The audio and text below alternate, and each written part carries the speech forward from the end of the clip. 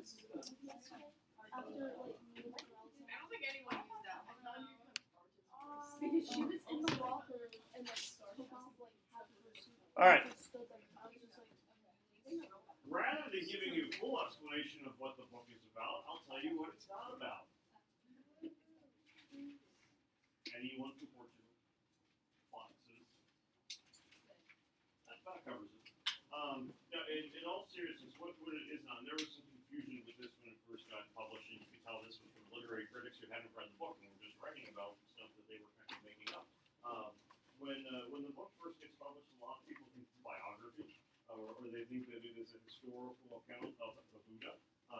And the Buddha does show up in the book. So in part one, you'll get to talk to the Buddha, see the Buddha, or it'll be an uplifting, inspirational moment for you. The confusion comes from, I bet you can guess what your title character's name is. Because I said it's the title character. So yeah, Siddhartha is your main character.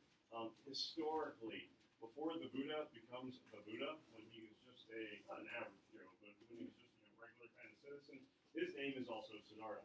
So you have Siddhartha talking to Siddhartha, and people kind of get confused. Now the nice thing in the book is the Buddha is never referred to as Siddhartha, he's just referred to as the enlightened one, or Buddha and things like that.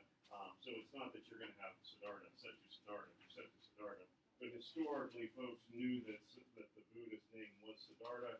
You had this person who's kind of weird or mimics the Buddha somewhat. So there was some confusion as to is this meant to be, a book about his path, his journey, and that is not the case. It is fiction, but you do have some kind of like historical references that would be going on.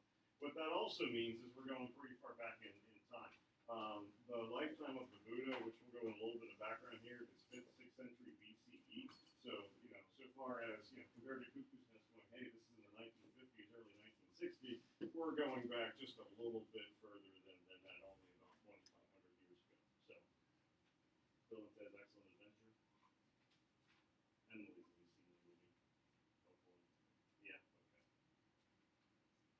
Taboo again. I had Sigmund Freud. Said Bill and Ted, vacuum. Mrs. Kane was looking at me like I was a moron.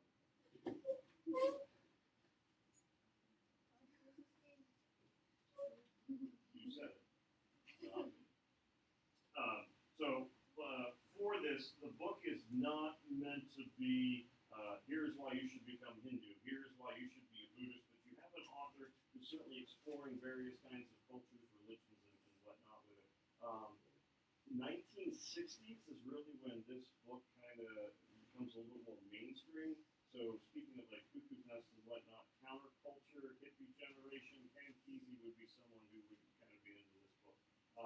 Henry David Thoreau, if he were alive, would probably be someone who would be taking a look at the book because you're trying to separate yourself from social factors and whatnot so that you can find some kind of enlightenment, peace, and all that kind of stuff that would be going on. So that's pretty much what we're taking a look at here. Any questions, Sharon?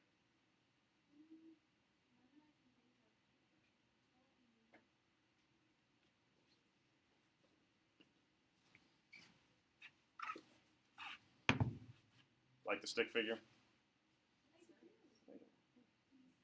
He's very pensive. Yeah, kind of thinking here a little bit. With the book, obviously you got a copy of the book right here going on. Any ideas with these things? Symbol. Okay, so we got Christian symbol with the fish.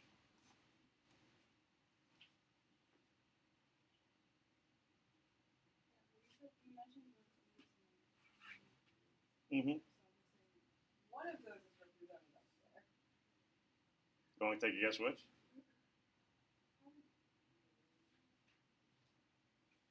Alex, any? This is Buddhism. This is Hinduism. For literally, this is Sanskrit for the word Om. So you think of like OM, so like meditation, where you're getting into that enlightenment. And just when Hannah goes Om right before her math test, she's going to be in a perfect spot. Literally, that would be Om. So, if you do decide to get the tattoo, Shay, at least know what it says before you actually. I feel like you're the most likely one to make that mistake in here. I saw someone got like a bartender tattoo and thought it would like bring them up as like love or peace, and someone wrote it as like Hachi.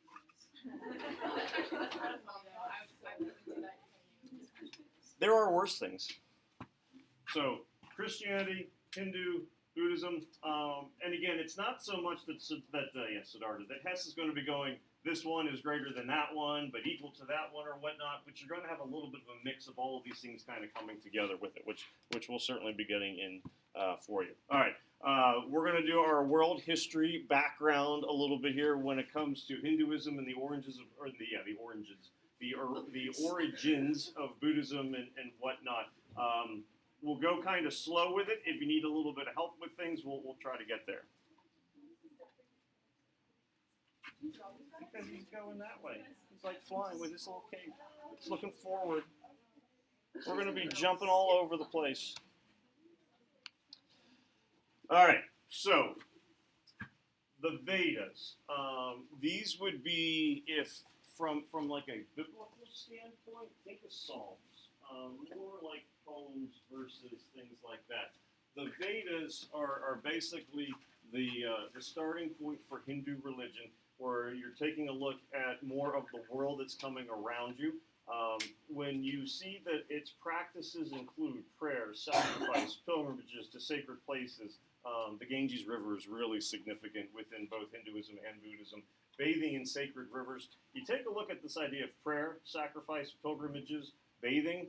That's pretty universal to most religions and cultures throughout the course of the world. So it's a very old religion. Hinduism, of the current major religions, is the oldest practicing one that is still around.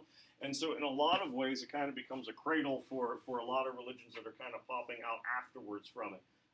Buddhists break free from Hinduism, 5th, 6th century BCE. When they break free from it, and this is kind of hard for us to grasp because, the global world that we're in, when they break from Hinduism, Hinduism would be the only religion that they know of.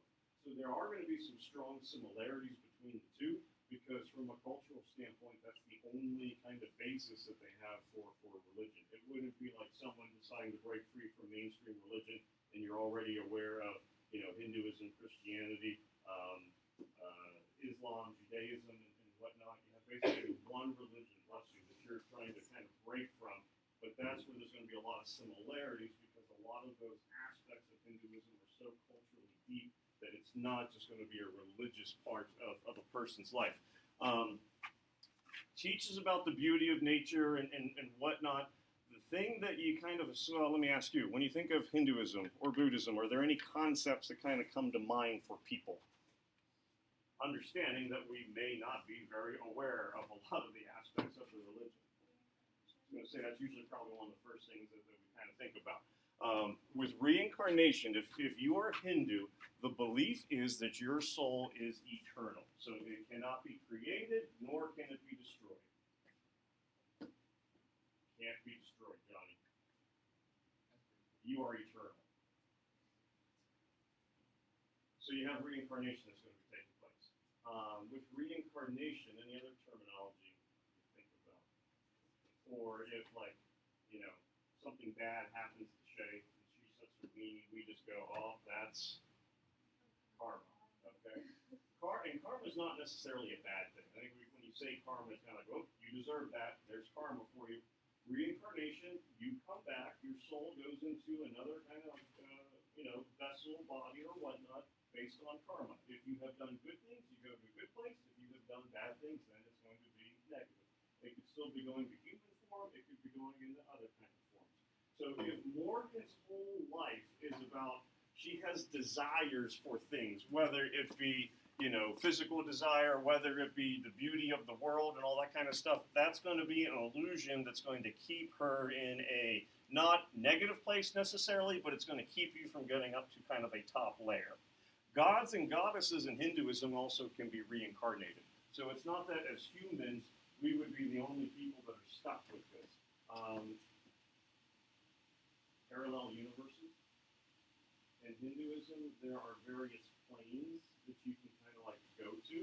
And if you think of it from a Christianity standpoint, Christians have planes.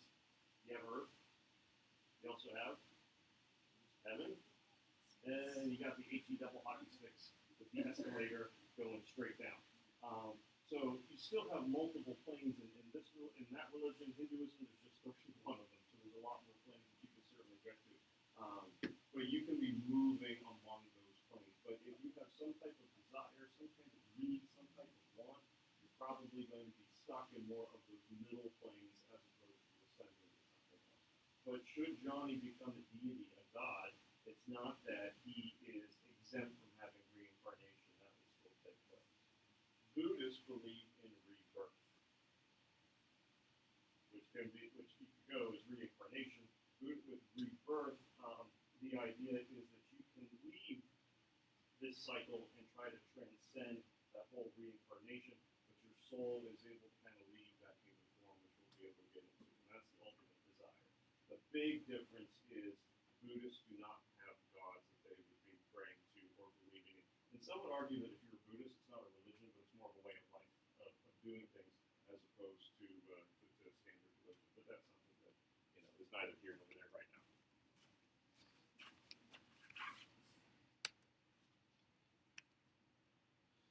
All right, so within Hinduism, we're going to be taking a look here at the Vedas, which I mentioned to you, Brahmanism, and then the Upanishads, which is just a fun word to say, and then how that kind of gets into Buddhism.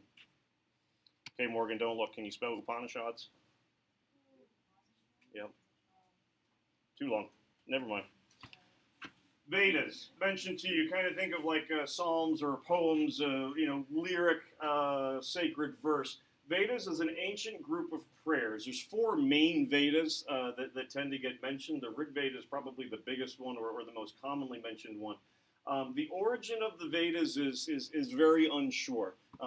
And so one theory suggests that they were brought to India about 1500 BCE by the Aryans.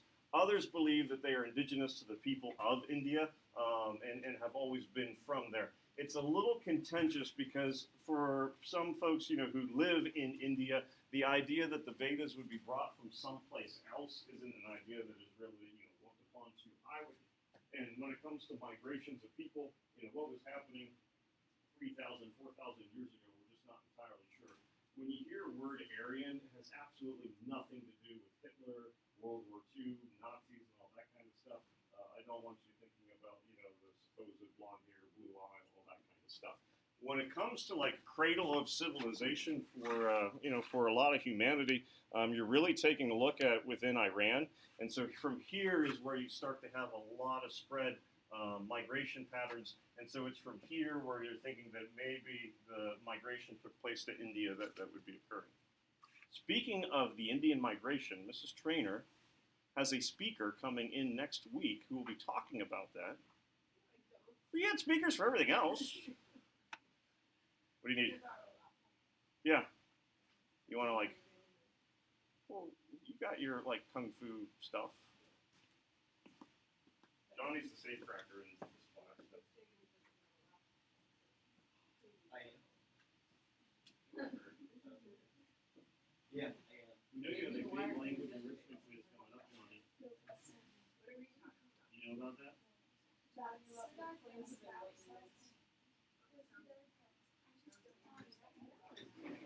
Virginia, Siddhartha, get that H in there.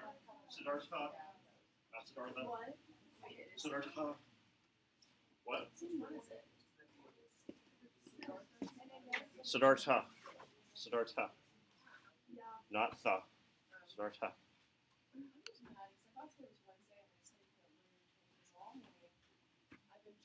Oh, so that's where you were during homeroom studying. No, I just walked to my jacket away, and then I was studying all the things.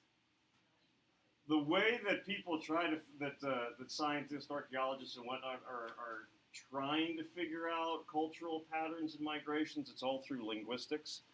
So there are common threads between, example, like Sanskrit and English, that they can all kind of go back to various kind of languages and whatnot. So we know that you certainly had a hotbed of culture here in Iran and the Middle East by Persia and whatnot. And so the assumption is that a lot of the folks who would be in northern part of India by 5th, 6th century BCE were coming from that neck of the woods. On your reading check quiz, you'll be drawing the map and filling in the blanks, so get ready.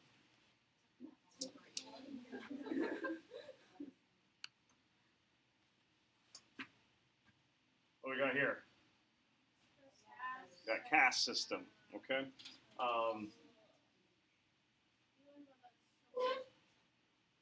Well, what'd you learn? This could be good. This could be good teaching time. Well, the caste system, you can't move up and down in the caste system. You can only stay where you are. And then you have to. The only way you can move up and down is if you get reincarnated. You just said we couldn't. Okay, you can't move up in your life, and then you have to die. You get reincarnated. But your soul doesn't die because Johnny's soul's immortal and Your Virginia's. body dies, and so your soul is. If you do good stuff or bad stuff, you go up or down in the caste system. So if you're an untouchable, something wasn't going right for you earlier. And nobody likes you, so. Because they all think you did something bad. So tomorrow I'm going to give you a sheet of paper that has all the casts, and you're going to write people's names in this room as to which area you think they'll be, and then we will adjust the seating chart for second semester. Untouchables will be in Mrs. Perry's room with the 10th graders. No, we're not going to change seats because then I won't know who you are. I'll be looking at you going like, what's your name again?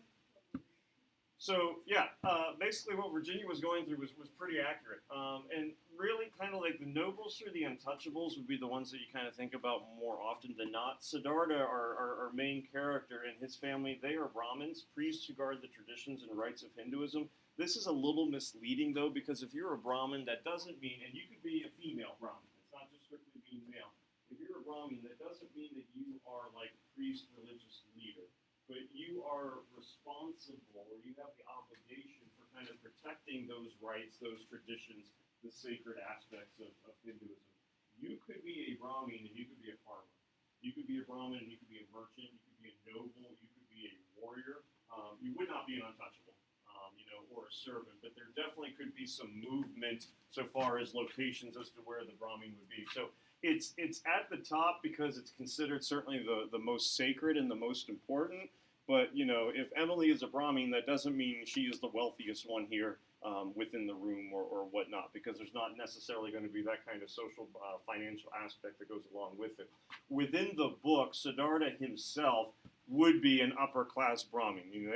His family is well-to-do, very important, very well-regarded. But there'll be points in the book where you'll see other Brahmins who seem to be more poor or certainly more agricultural in nature. And that would be, could still certainly be accurate at that time.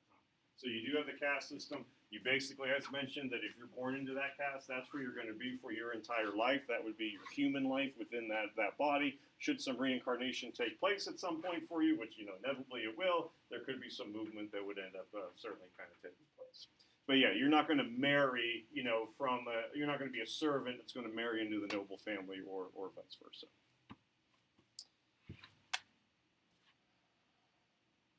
Johnny, where would Alex be on this scale?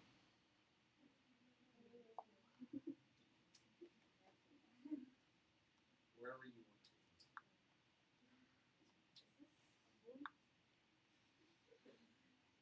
want to. Who? Siddhartha is. This would, whether it's meant to be Siddhartha or Buddha, but yeah, this would be male. Or this could be Marlowe from Heart of Darkness, because when he's telling his tale on the Nelly, remember, he takes the image of a Buddha figure as he's giving wisdom about his trials on the Congo River. I try to bring it back to you as often as I can. Upanishads. About 7th century BCE, the Upanishads end up being philosophical religious texts that help explain things from the Vedas. So the Vedas are coming from about, again, the year 1500 BCE, before Common Era. So about 800 years later, the Upanishads start to come up. So this is kind of like commentary. This is to help you understand what's going on within the Vedas so you can better kind of understand it. This is kind of like a core parallel.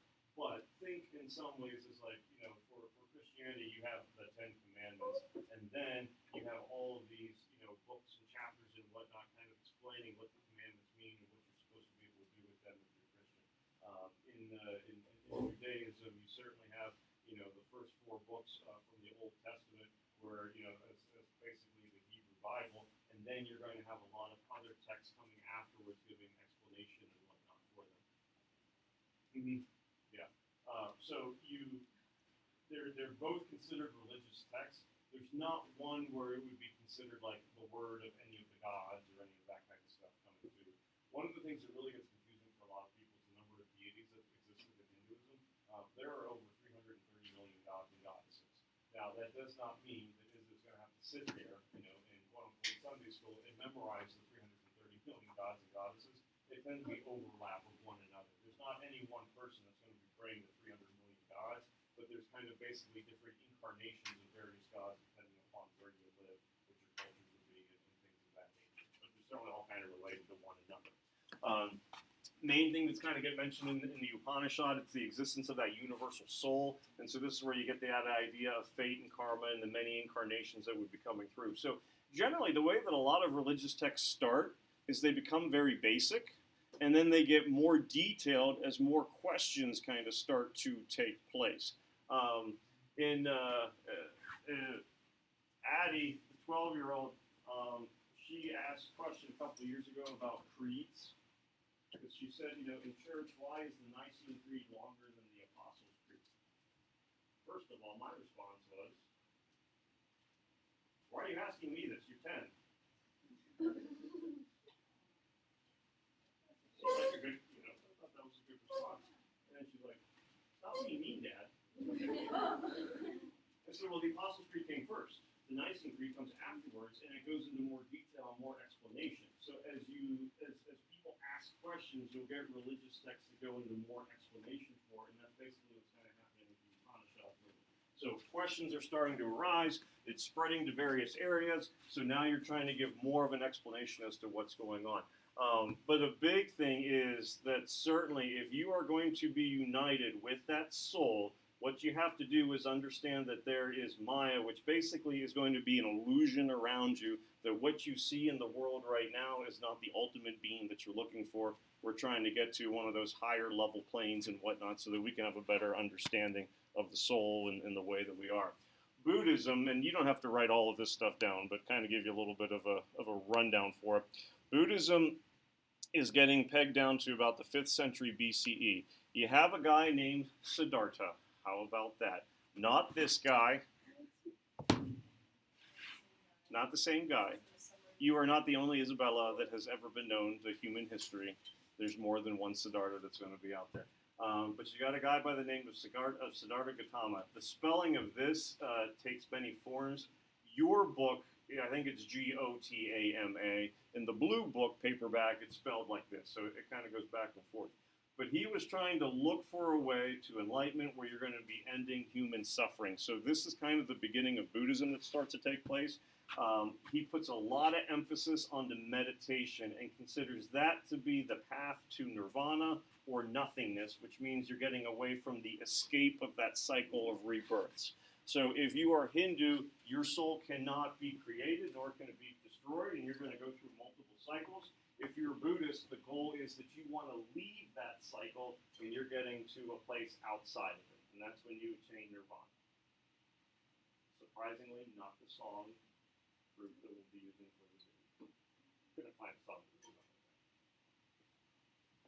So the hope is to attain nothingness. If you have desire for things, this is good to talk about after Christmas. Or if you have birthdays coming up on Friday and Sunday. If you desire things, you're not going to be attaining nirvana. Nice shoes, Libby. You got to give them up. Otherwise, you're stuck here. So Buddhism is kind of taking a look at, here is in some ways a code for living or a path to take. And if you take that path, you can find enlightenment and in that way eternal salvation. Whereas Hinduism, Libby, you're coming back. As what? We're not too sure. This isn't a hyperclass. I know, that's not It's a hyper. Okay. No, actually, it's not a living thing, so you wouldn't come back. A wasp? Okay. No need to explain. All right, here's the big thing that this you definitely want to write down. 4 noble truths. The goal is not to make you all Buddhists, but you'll probably start to kind of go, yeah, that makes sense. Noble truth number 1, to live is to suffer. Junior year, kind of suffering, Marie's suffering. Grace has a parking pass, but she's still suffering. That was not just the person she parked next to. Thank you. So, to live is to suffer. You suffer because you desire.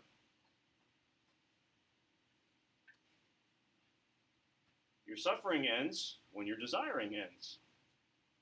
And the way to end desire is to follow the Eightfold Path.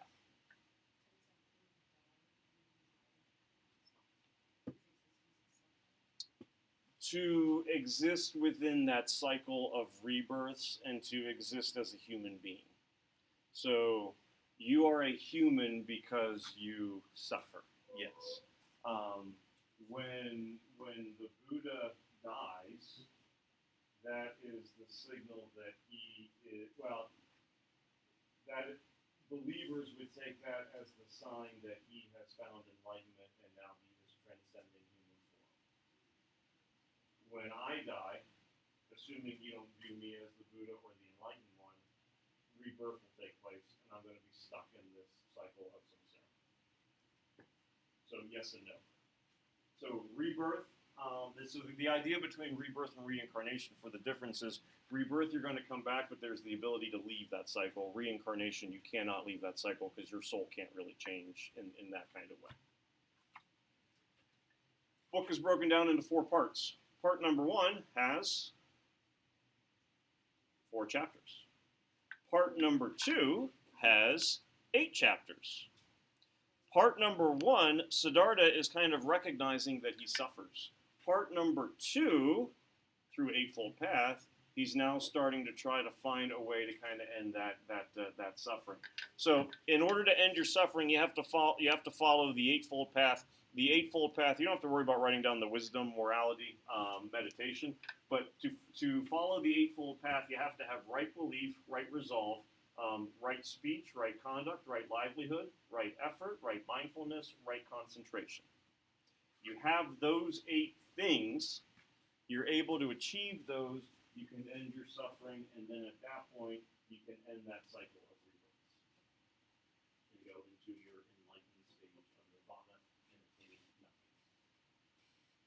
Nothingness sounds fairly negative. What are you, Emily?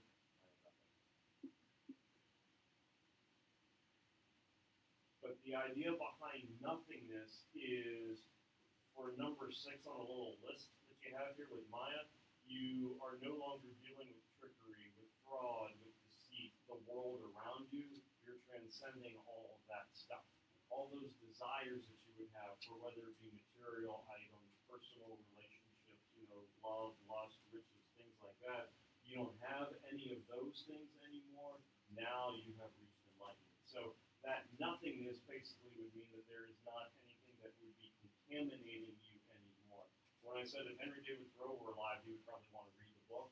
That idea of with transcendentalism, that outside religions and cultures and politics can kind of corrupt the human, that would be an idea that he would certainly want to kind of sink his teeth into. This thing down here with like wisdom, morality, meditation, kind of breaking those into different categories. So the idea with right belief, right resolve, is more going to be the way that you kind of insight into things. Right effort, right mindfulness, right concentration. This is going to be more with your meditation, trying to clear your mind. And this is more kind of conduct, conduct, speech, livelihood. These are the ways that you should kind of act and behave in order if you're going to try to break free from what those desires would be. So if there's anything you remember from today, what did you learn? To live is to suffer. Morgan will like that one. Oh, she really is.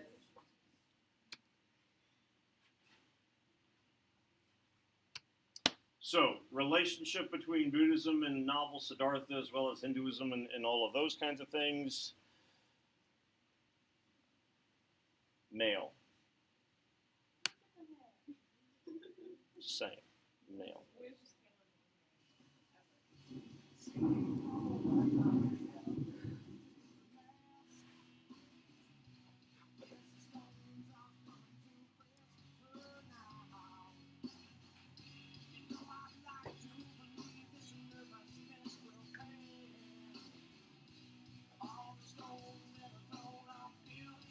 Boy.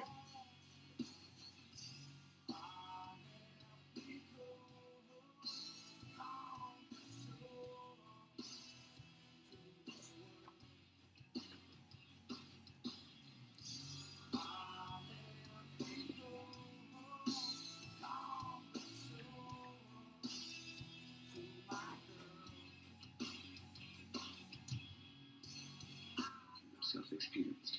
When you achieved enlightenment, that is why I'm going on my way. Not to find a better teacher, but to find a way.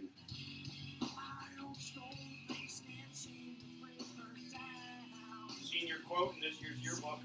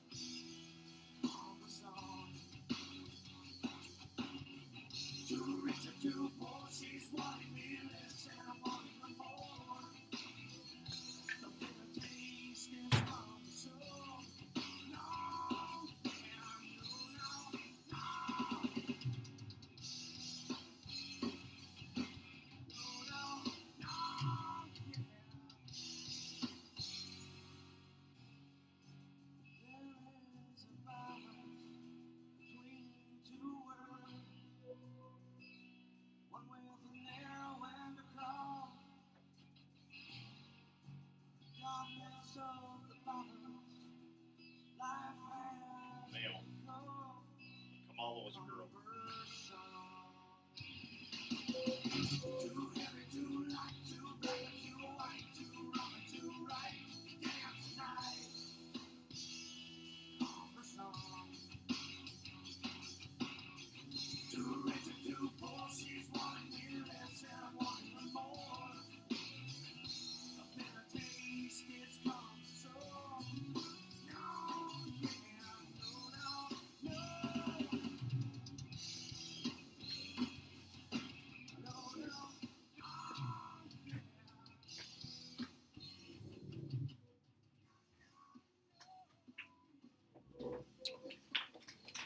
Siddhartha and Govinda are besties, so it would be like you and Izza. One of them's a moron, so I'll let you two kind of figure out. Not really a moron. That was a little harsh. I already kind of mentioned this to you. Novel's broken up into the two parts. So part one has 4 chapters representing those 4 noble truths presented by Buddha. Part 2 has 8 chapters, just like that kind of eightfold path. And again, it's not that title character Siddhartha is going to become Buddha, but certainly in part 1 you can tell that Siddhartha is troubled. And by troubled, I don't mean that he's depressed or things along those nature, but he's looking for more. He's dissatisfied. I think would be a good way of putting it. Part 2 isn't going to be necessarily all, rainbows and butterflies and kittens for him, but this is how he kind of starts to find his path to, if not enlightenment and nirvana, at least somewhat of a self-discovery, so to speak. Within the book, and we'll start here tomorrow as we take a look at things, we'll try to explain some ways that you can kind of correlate what's happening with the Eightfold Path. Tomorrow we'll go into a lot more detail about Hess. We haven't talked about him whatsoever as to what his background would be and why this book is kind of therapeutic for him as he's putting it together. Keep in mind, publication of the book is 1922. He's really kind of starting to write it in 1916, 1918. World War I. So there certainly is a lot of turmoil that would be going on globally, and people kind of asking about what's the point? Is this thing in trouble? So we'll get into those things. Tessa's parents are Lutheran missionaries in India, so he has a lot of exposure to Indian culture and whatnot while he's growing up. So that's what kind of makes him a perfect individual to have a blend of different kind of cultures and religions all kind of coming together within the book Siddhartha. Your sign-out sheets, you can pass those things down like Hannah, to Emma, coming down to Kirsten as well, and I'll just try and grab those things. So part one, Monday. So Linda's suffering. But a path to ending your suffering is getting a 20 on a 20 on tomorrow's birthday. That I already studied for. Trick myself into not procrastinating. I don't know what it means though to say like you kind of have to trick yourself into not procrastinating for it. I mean,